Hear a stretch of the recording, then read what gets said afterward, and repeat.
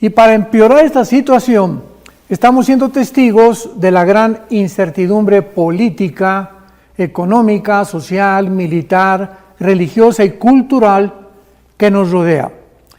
Todos estos fundamentos que sostenían antes a nuestras sociedades están siendo derrumbados ante nuestros propios ojos, porque ya no existen verdaderas democracias. Los valores morales, ya a lo bueno le dicen bueno, a lo malo bueno, a lo bueno malo, ya al mal le dicen bien, al bien le dicen mal, a todos los valores educacionales también. La libre expresión está extinguiéndose en el mundo, las garantías y libertades individuales, etcétera, etcétera. En el Salmo 11, versículo 3, hace 2000 años, el rey David dijo estas palabras: si los fundamentos fueran derrumbados, ¿qué sería de nosotros? En otras palabras, ¿cuáles son los fundamentos que sostienen a una sociedad? Bíblicamente es la familia. La familia y el matrimonio son el fundamento, la piedra angular más importante que existe para que una sociedad sobreviva. Todas las demás cosas que giran alrededor de una sociedad, la economía, la política, la milicia, la educación, etcétera, etcétera, son completamente adicionales. Vuelvo a repetir, esto es muy importante para que nosotros tengamos una perspectiva y una opinión adecuada acerca de lo que realmente en el mundo que vivimos tiene importancia. Entonces, cuando estos valores familiares, cuando la familia es completamente dividida, redefinida, donde la familia ya no es un hombre, una mujer con sus hijos, donde el matrimonio ya no es entre un hombre, una mujer, donde ya se autoriza ahora que pues la persona que se llame Raquel puede llamarse Luis, y el que se llame Jorge se puede cambiar el nombre a Paquita.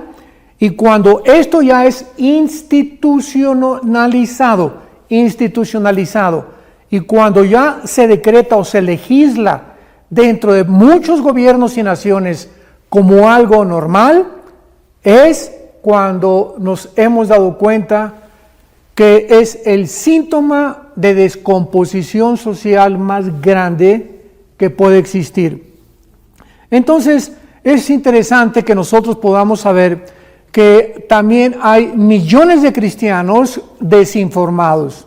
Así como el mundo alrededor, como Jesucristo dijo, los gentiles buscan todas estas cosas, siempre el poder, el control, el dinero, la fama, etcétera, etcétera. Pero nosotros como pueblo de Dios tenemos otra perspectiva, porque no somos ciudadanos de este mundo. Estamos esperando, como dice en Hebreos 11, los grandes héroes de la fe, que ellos confesaron que eran peregrinos, extranjeros, y las promesas de Dios las veían desde lejos, creyéndolo y testificando de que esperaban una patria mucho mejor. El cristiano es este tipo de persona, una persona que sabe perfectamente bien que todo a nuestro alrededor se va a derrumbar, que no puede sostenerse porque se encuentra detrás de todo lo que nosotros estamos viendo, la mano pecaminosa, la fragilidad con la cual nosotros hemos nacido como seres humanos. Ahora, muy bien, ¿podía Dios quedarse callado ante tal cúmulo de depravaciones y violaciones a sus santos mandamientos? Desde luego que no. Ya en el Antiguo Testamento, Dios le dijo a Israel: no te mezclarás con mujeres extranjeras, respetarás los mandamientos de Dios, amarás a tu esposa, amarás a tu esposo, serás un ejemplo para tus hijos, etcétera, etcétera.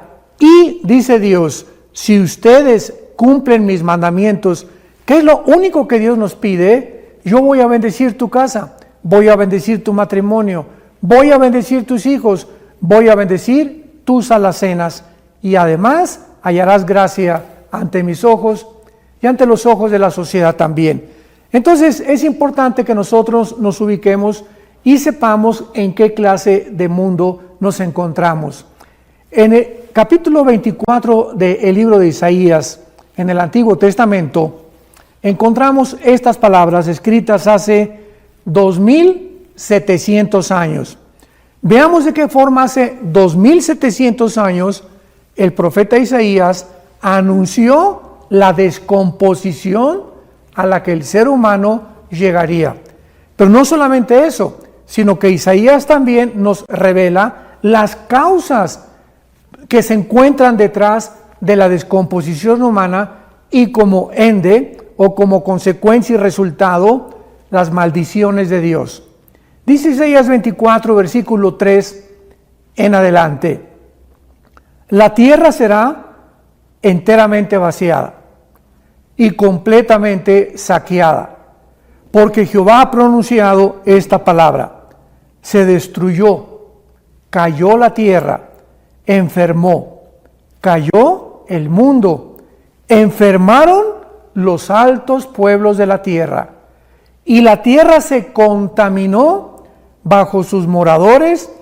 Y escuchemos las tres razones por las cuales Dios, hace 2700 años, a través de la boca del profeta Isaías, pronosticó por qué la tierra se iba a enfermar, porque es como se encuentra el mundo.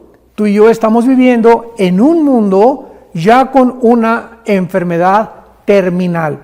El mundo ya está completamente contaminado, no solamente el agua, el aire, la comida, los mares, los ríos, sino que los seres humanos hemos llegado a un punto donde se podía calificar como una transhumanización. Hemos pasado el grado de ser humano para convertirnos casi en animales. Y dice así, la primera razón por la cual el mundo enfermó: traspasaron las leyes, falsearon el derecho, número 2, y número 3, quebrantaron el pacto sempiterno. Vamos a ver en primer lugar la primera razón que Dios explica por qué el ser humano ha llegado a donde ha llegado. ¿Por qué hemos traspasado las leyes? ¿Cuáles leyes? Lógicamente las leyes que Dios estableció. Cuando Dios creó el universo, Él puso leyes cósmicas, la ley del electromagnetismo, la ley de la gravitación, la ley de las fuerzas nucleares débiles y fuertes, etcétera, etcétera. Pero también cuando nos creó a nosotros, nos puso leyes morales, porque no somos dioses. Entonces es lógico, ¿verdad?, que Dios nos pone fronteras y líneas donde nos dice: no cometerás inmoralidad, no traspasarás estas leyes que yo te he puesto, porque si tú traspasas las leyes, en este caso físicas, por ejemplo, vas manejando, ¿y para qué sirven los semáforos o las luces rojas y amarillas o verdes que el gobierno nos pone? Para decirnos que cuando aparece una ley amarilla, una luz amarilla, sepamos que tenemos que reducir la velocidad, porque viene la roja, y si te pasa la luz roja, pues estás acarreando consecuencias, o te vas a estrellar, o alguien va a chocar contigo, o vas a exponer a tu familia en un peligro tremendo, y finalmente acabarás pues o muerto o en la cárcel, y con una infracción o con un ticket o con un boleto que la policía te va a imponer. Entonces, así como hay leyes en todos lados, tanto universales como físicas y gubernamentales, hay leyes morales. Y estas leyes morales las hemos traspasado. Es impresionante a dónde el mundo ha llegado actualmente. En segundo lugar, dice la Biblia que falsearon el derecho. ¿A qué derecho está Dios hablando? Bueno, Dios está mencionando que Dios puso presidentes, vicepresidentes, monarcas en las monarquías. Desde luego Dios puso gobernantes, puso generales en el ejército, puso jueces, puso diputados, y en todo gobierno tiene que haber un panorama muy claro acerca del gobierno. Hay el gobierno judicial, el gobierno legislativo, ¿verdad?, etcétera, etcétera. Y cuando los jueces y cuando los gobernantes brincan o traspasan las leyes que Dios ha puesto para que al juzgar a una persona no se le vea si es de color, si es amarillo, o si es chino, o si es blanco, etcétera, etcétera, o si es rico, o si es pobre. Esto es lo que Jesucristo está dándonos a entender. El ser humano ha falseado el derecho. Las injusticias que hay en la mayor parte de los juzgados a nivel mundial son absolutamente abominables a los ojos de Dios. Y finalmente, en tercer lugar, Dios dice que la tercera razón por la cual la maldición vino a la tierra fue precisamente porque, dice Dios, quebrantaron el pacto sempiterno. Y este es el más importante de todos. ¿De qué pacto está hablando Dios? Porque Dios hizo un pacto con Abraham, Dios hizo un pacto, el pacto davídico de los 10 mandamientos en el monte Sinaí, Dios hizo el pacto mosaico también, y así todos estos pactos, ahorita estamos bajo el pacto de sangre que Dios hizo con la nación de Israel, Hebreos capítulo 8, pero este pacto sempiterno, ¿cuál es y qué importancia Dios le da en la Biblia? Vamos a abrir el libro en Malaquías, en el libro de Malaquías en el Antiguo Testamento, que es el último de los libros antes de que comience el Nuevo Testamento, y veamos lo que hace 2500 años este profeta escribió. Malaquías 2, versículo 3 al versículo 15. Dios le está hablando a los líderes de Israel en su despedida. Y después de Malaquías pasaron 400 años sin que Dios le dirigiera la palabra a la nación de Israel, hasta que la primera voz que se oyó fue la de Juan el Bautista. Entonces, entre Malaquías y la apertura del Nuevo Testamento, pasaron 400 años en silencio, porque es el más grande de los juicios de Dios. Cuando Dios ya no habla, cuando ya Dios no nos dirige su palabra, es la tragedia más grande que puede el mundo atravesar. Y dice Malaquías 2, versículo 3 en adelante: esta vez, le está hablando a los líderes, harán cubrir el altar de Jehová de lágrimas, de llanto y de clamor. Así que no miraré más a su ofrenda para aceptarla con gusto de vuestra mano. Mas dirán, ¿por qué? Observemos que la respuesta de los líderes fue, ¿por qué? O sea, habían llegado los líderes religiosos de Israel a desensibilizarse a tal grado que cuando ya oían la voz de Dios, ya no la reconocían. Ya no sabían distinguir entre el bien y entre el mal. Ya no estaban conscientes de los pecados de que Dios los acusaba. Y por eso cuando Dios les dice, ahora van a venir a buscarme y vas a traer tu ofrenda y vas a poner tu mano sobre la Biblia y vas a jurar en el nombre de Dios, ¿sabes una cosa? Te voy a rechazar. Y le preguntan los líderes por qué. Escuchemos la respuesta de Dios. Porque Jehová ha atestiguado entre ti y la mujer de tu juventud, contra la cual has sido desleal, siendo ella tu compañera y la mujer de tu pacto. ¿Qué está hablando aquí Dios a los líderes de Israel?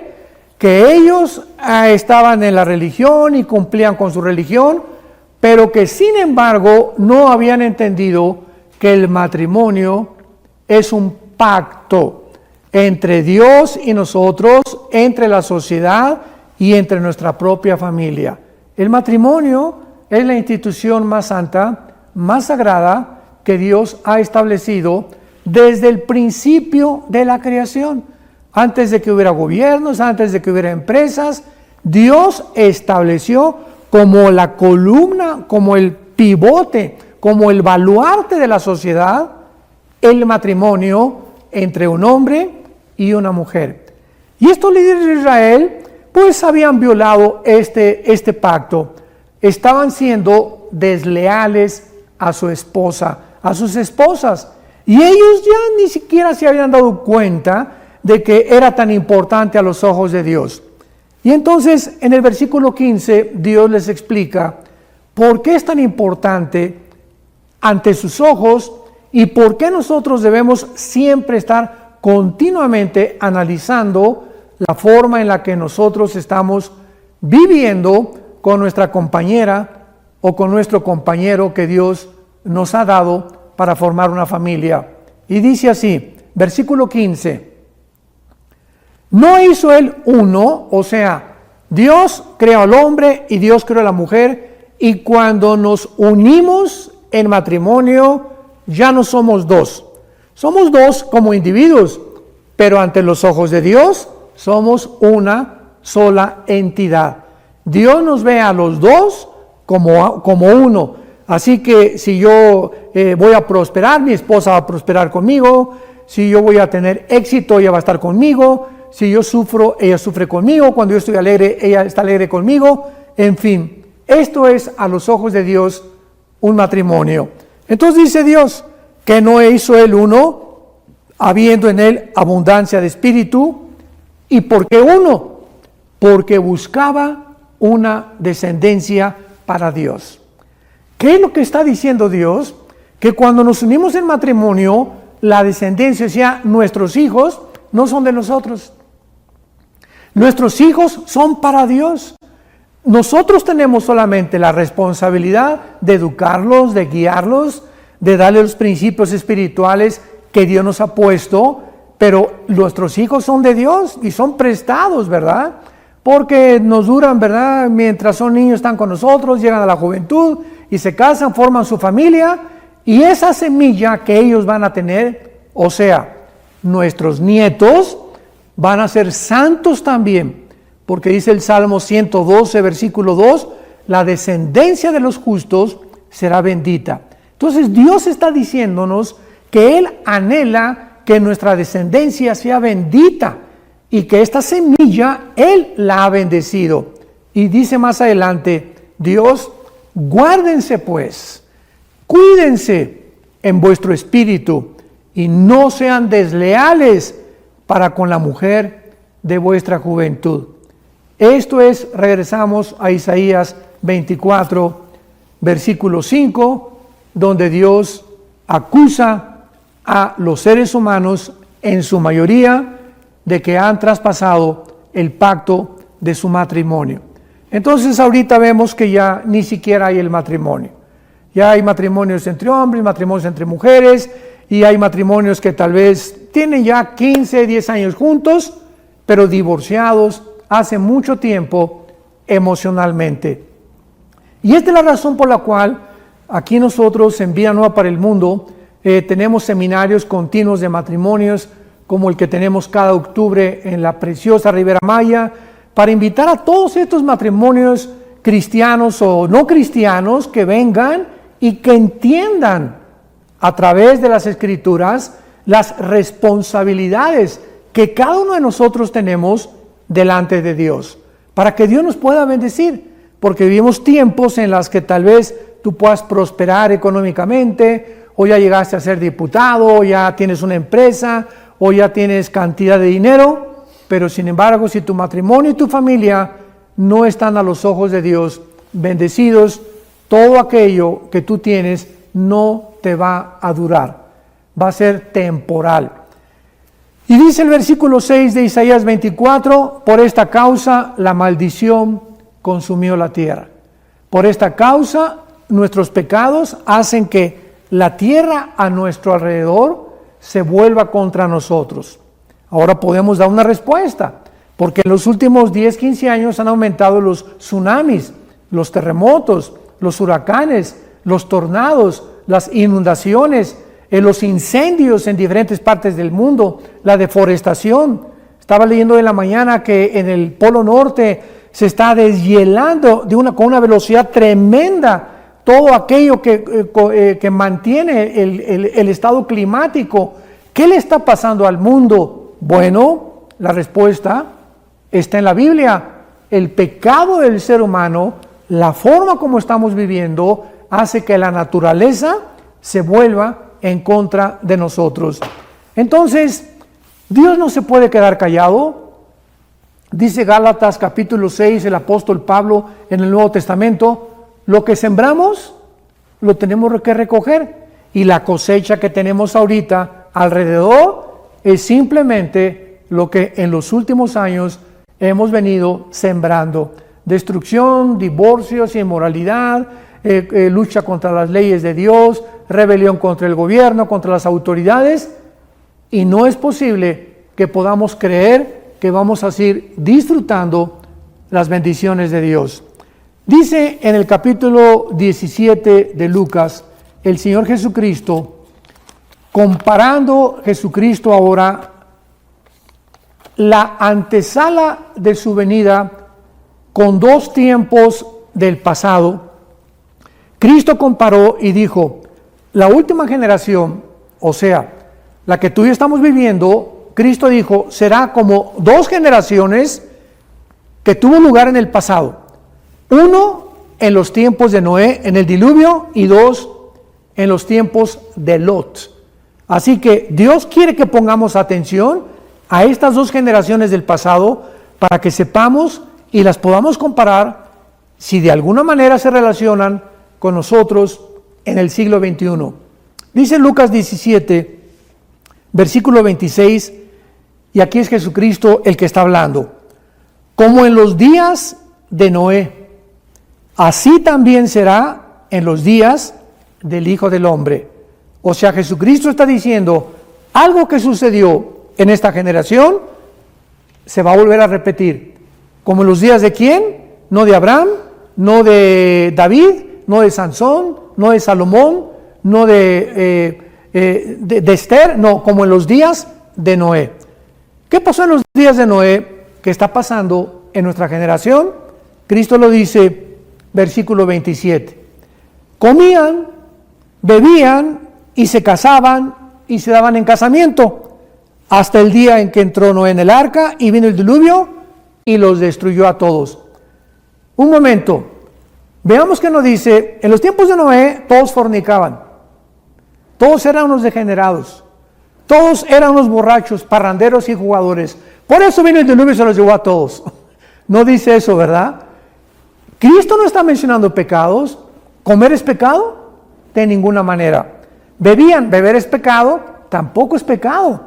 Y se casaban y se van en casamiento. El matrimonio es santo y bendito a los ojos de Dios.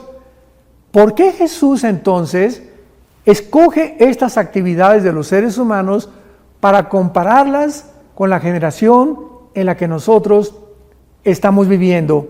Pero acuérdense lo que Jesucristo dijo, y no entendieron. Ahí está la clave, o sea, la generación actual vivimos, comemos y nos casamos. ¿Cuál es el pecado? Que todo esto lo estamos haciendo sin tomar a Dios en cuenta. O sea, tú puedes vivir y decir, yo bebo, me caso, no hay ningún problema, pero se nos olvida y tenemos que entender, por eso Jesús dijo, y no entendieron, que la vida es más que la comida, más que beber, más que trabajar, más que estar buscando un bienestar. La vida es la palabra de Dios. Jesucristo dijo en Juan 17:3, esta es la vida eterna, que te conozcan. Vivir es conocer a Dios. Y todas las demás actividades que hagamos son secundarias. No tienen importancia porque cuando muramos, lo único que va a prevalecer es si tú en esta vida alimentaste tu espíritu, le entregaste tu vida a Jesucristo y descubriste en esta vida que era un colegio, una escuela, una preparación que Dios nos está dando para la vida eterna que Él nos ha preparado. Entonces, esto es lo que Jesucristo dijo respecto a los días de Noé, pero abordemos ahora los días de Lot. Versículo 28. Asimismo como sucedió en los días de Lot. Y vuelve otra vez Jesucristo a decir las mismas características. Comían, bebían, compraban, vendían, plantaban, edificaban, mas el día en que Lot salió de Sodoma, llovió del cielo fuego y azufre y los destruyó a todos. Así será el día en que el Hijo del Hombre se manifieste.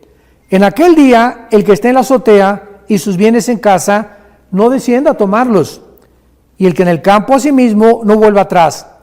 Pero atención, viene el último versículo que Jesucristo nos advierte. Acuérdense de la mujer de Lot. Esta historia de Lot la encontramos en Génesis 19, en el Antiguo Testamento.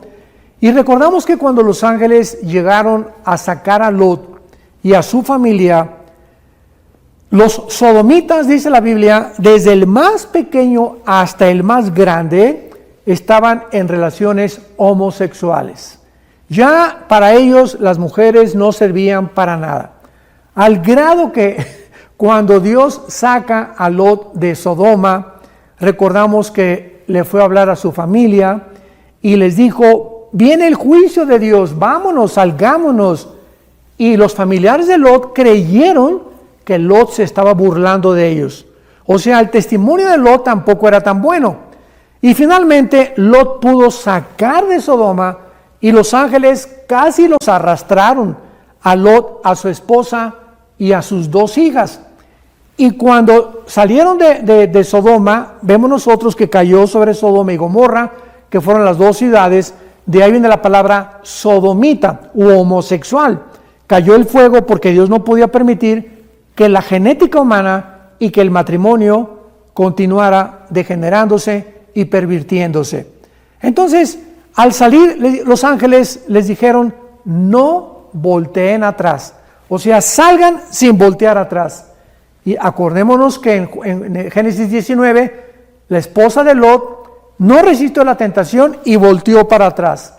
O sea, quería ver por última vez la ciudad donde ella había venido y tal vez supuestamente ella disfrutado. ¿Y qué le pasó a la mujer de Lot? Se volvió estatua de sal. ¿Por qué Cristo quiere que pongamos la atención principalmente en la mujer de Lot? Bueno, en Mateo capítulo 5, Jesucristo dijo: ustedes son la sal de la tierra. Y sabemos que la sal sirve para preservar la comida. En la carne tú le pones sal y te dura más tiempo. Pero si la comida no es salada, no puede durar el tiempo que podría durar. Entonces, de esta manera, nosotros, como la sal de la tierra, no vamos a acabar con la maldad nosotros. Porque la maldad, hasta que Cristo venga, Él la va a terminar. Estamos aquí para impedir, para preservar que la maldad no avance tan fuerte como podría avanzar.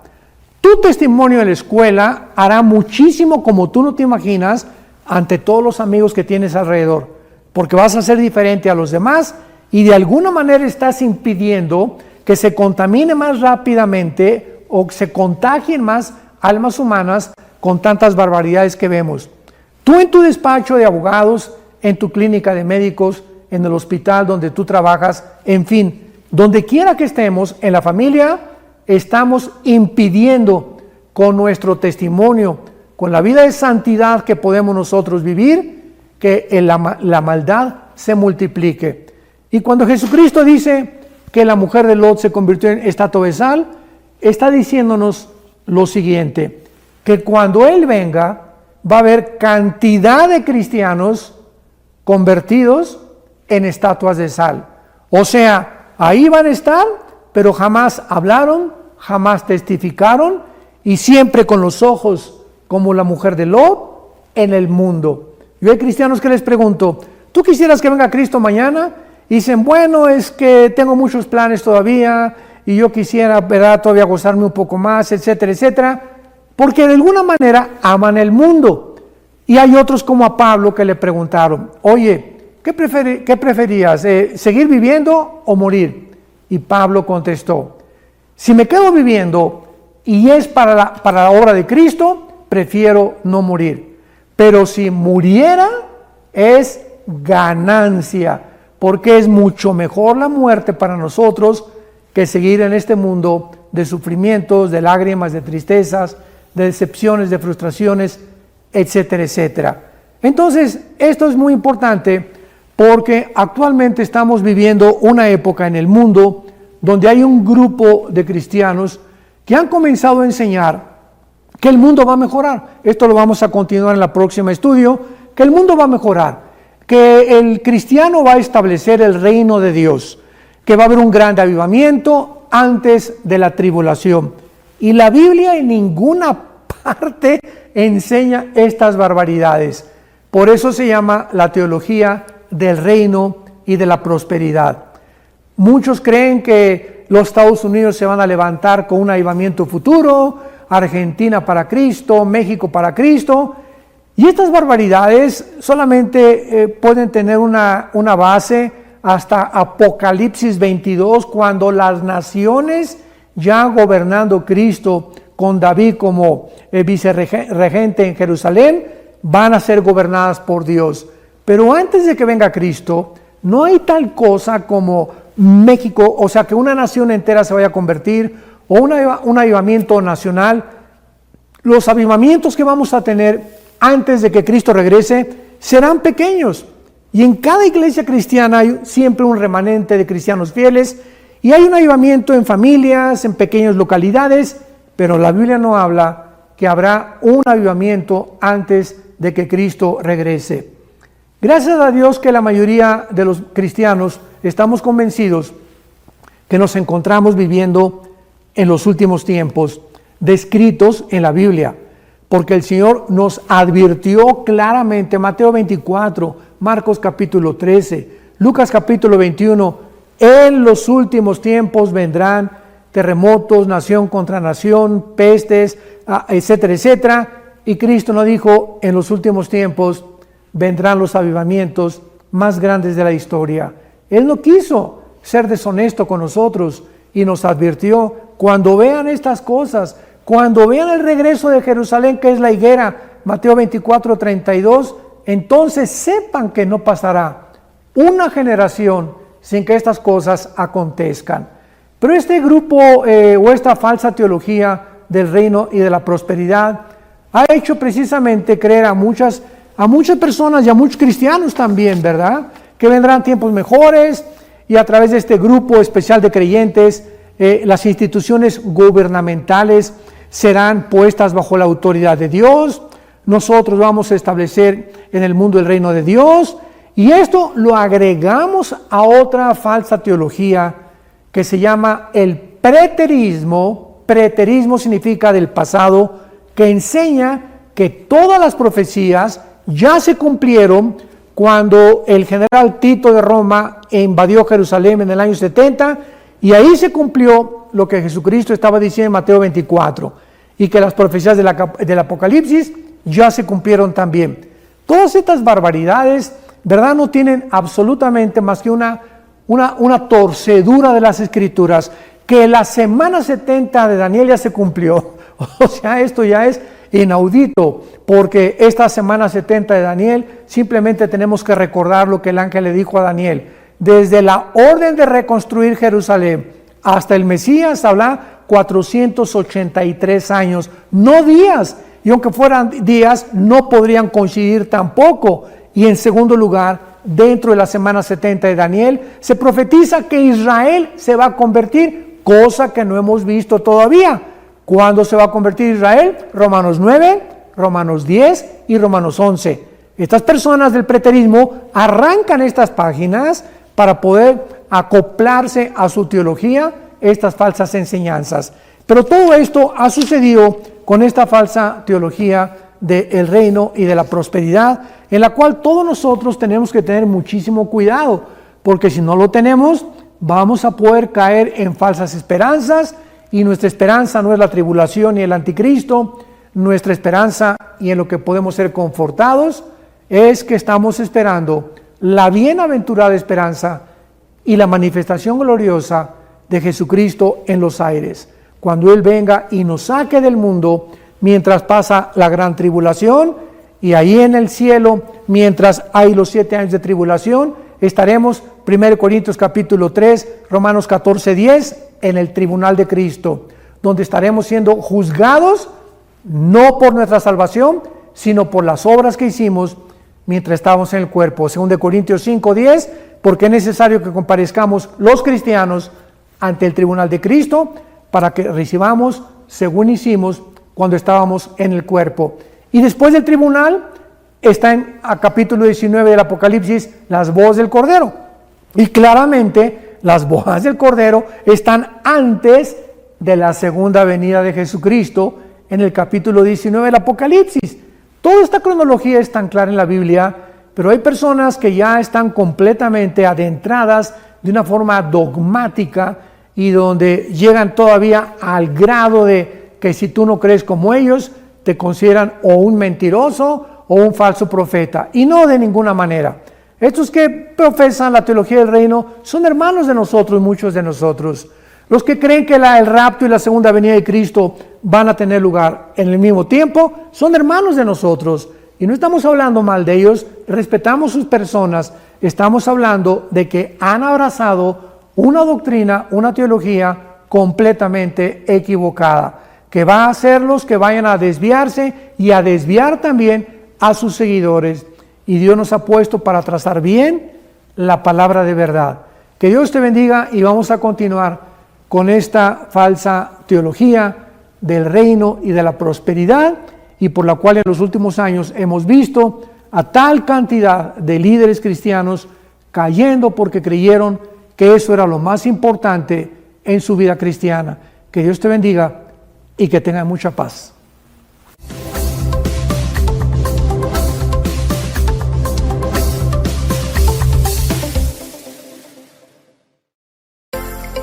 Vida Nueva para el Mundo se sostiene y propaga el mensaje de salvación de Jesucristo gracias a Dios y a tus donativos. Llevemos juntos el Evangelio de Jesucristo al mundo entero.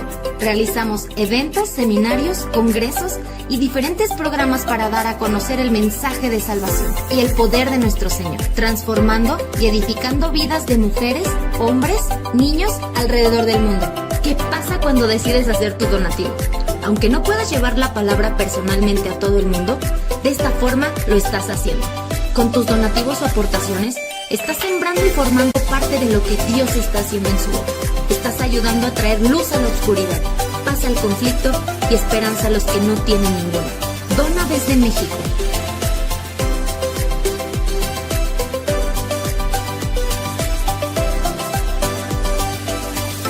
Dona desde Estados Unidos.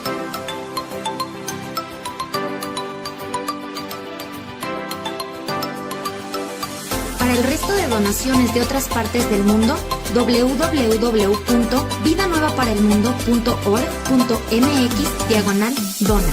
Estamos cumpliendo la gran comisión. Por tanto, vayan y hagan discípulos a todas las naciones, bautizándolos en el nombre del Padre, del Hijo y del Espíritu Santo, enseñándoles que guarden todas las cosas que les he mandado. Y he aquí que yo estoy con ustedes todos los días hasta el fin del mundo.